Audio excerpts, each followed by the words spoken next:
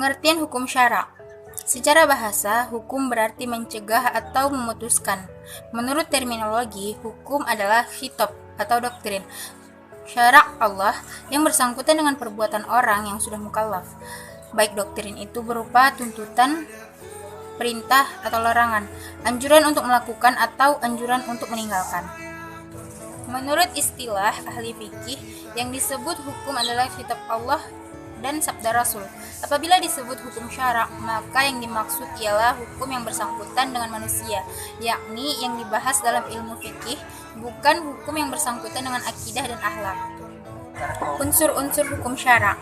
Yang pertama, hukum. Yang kedua, al-hakim.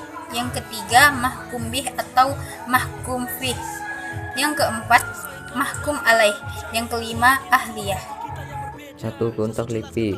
Hukum taklifi adalah suatu ketentuan yang menuntut mukallaf melakukan atau meninggalkan perbuatan atau berbentuk pilihan untuk melakukan atau tidak melakukan perbuatan.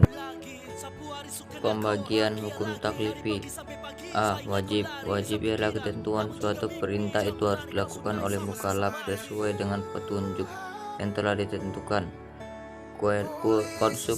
Konsekuensi dari hukum wajib ini adalah jika dilakukan mendapatkan pahala, jika ditinggalkan mendapatkan dosa.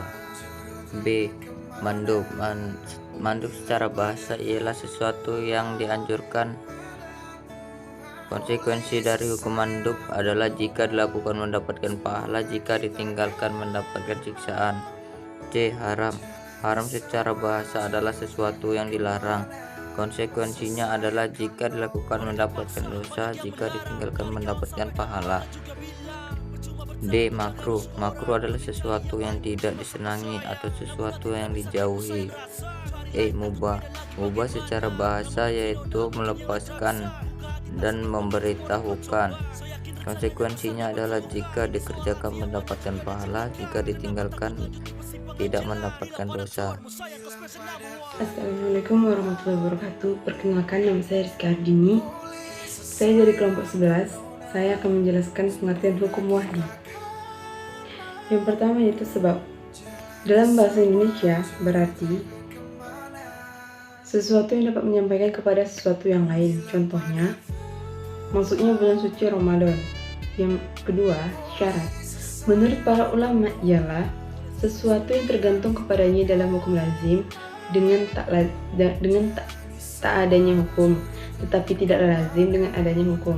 Contohnya seperti perkawinan dan talak. 3. Mani atau penghalang, yaitu sesuatu yang ditetapkan syara' sebagai penghalang adanya hukum atau berfungsinya sebagai batalnya hukum. Contohnya, anak yang berhak mendapatkan warisan. 4. Rukhsan dan aziman.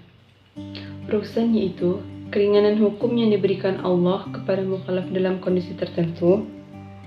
Sedangkan aziman yaitu hukum yang diberikan secara umum yang telah disyariatkan oleh Allah sejak mula di mana tidak ada kesusahan karena kondisi. Contohnya yaitu sholat. Dan yang kelima yaitu sah dan batal.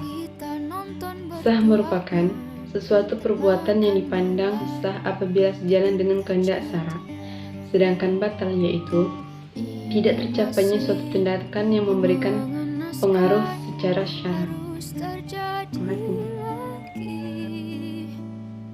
Bukan mau suudzon, tapi orang